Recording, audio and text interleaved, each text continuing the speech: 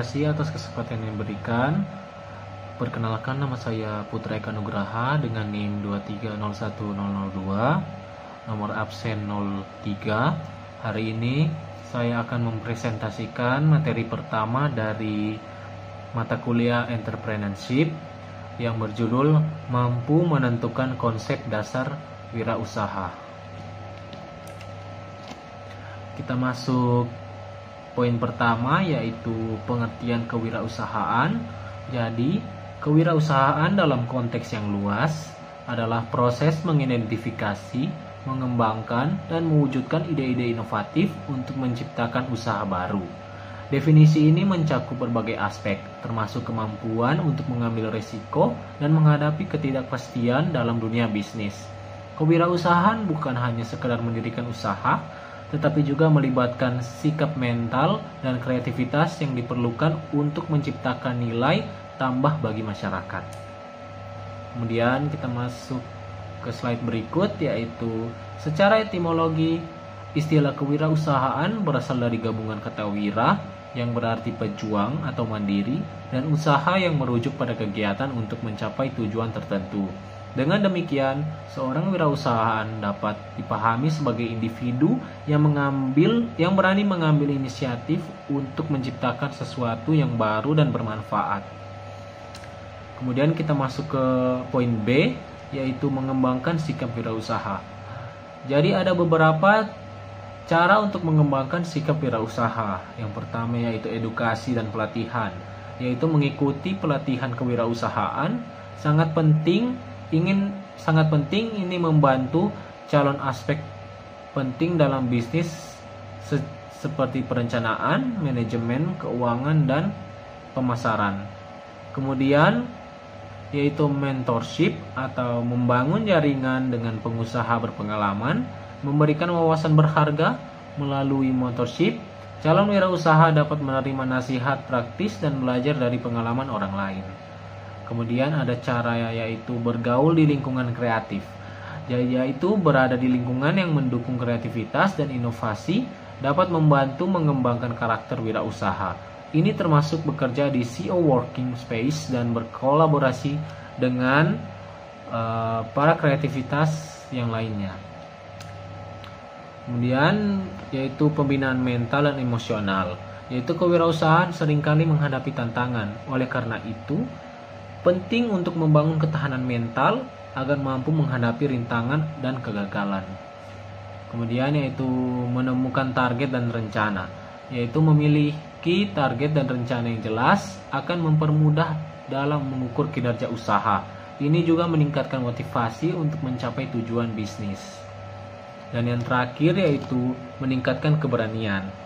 Seorang wirausahaan walau memiliki keberanian untuk mengambil resiko, jangan biarkan intimidasi dari kompetitor yang lebih sukses menghentikan langkah.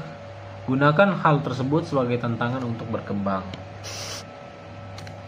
Kemudian kita masuk ke poin C, yaitu bentuk-bentuk wirausaha.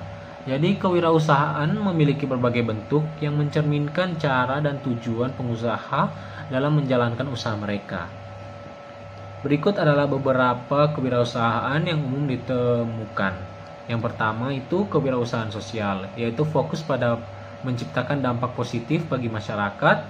Kewirausahaan sosial berusaha memecahkan masalah sosial melalui produk atau layanan.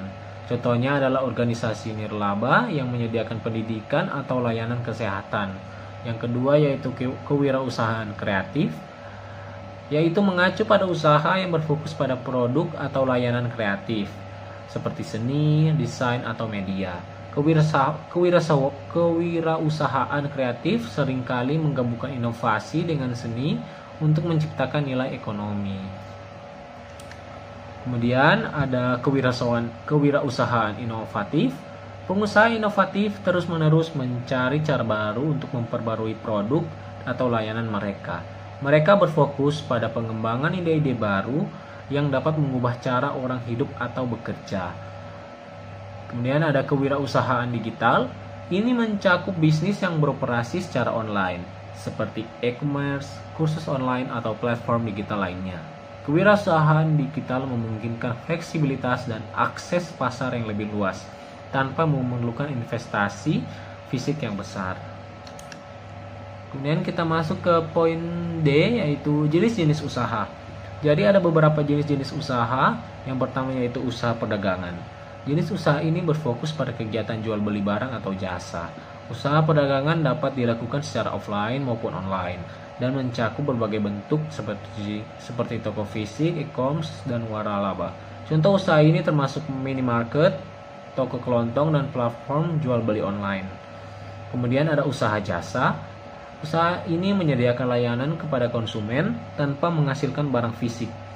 Contoh, bidang jasa meliputi jasa kesehatan, pendidikan, transportasi, dan konsultasi. Usaha jasa menjadi semakin penting dalam ekonomi modern. Kemudian ada usaha produksi industri. Usaha produksi melibatkan pengolahan bahan mentah menjadi barang jadi atau setengah jadi. Ini mencakup berbagai sektor industri seperti makanan dan minuman, tekstil, serta barang elektronik. Tujuan utama dari usaha ini adalah untuk menambah nilai pada produk. Kemudian usaha pariwisata. Jenis usaha ini berhubungan dengan penyediaan layanan pariwisata seperti hotel, restoran, dan paket wisata. Usaha pariwisata sangat bergantung pada mobilitas masyarakat dan minat wisatawan. Kemudian kita masuk ke poin terakhir, yaitu peran wirausaha. Kewirausahaan memiliki peran penting dalam perekonomian, terutama dalam konteks pembangunan dan pertumbuhan ekonomi. Berikut adalah beberapa peran utama wirausaha dalam membangun perekonomian. Yang pertama yaitu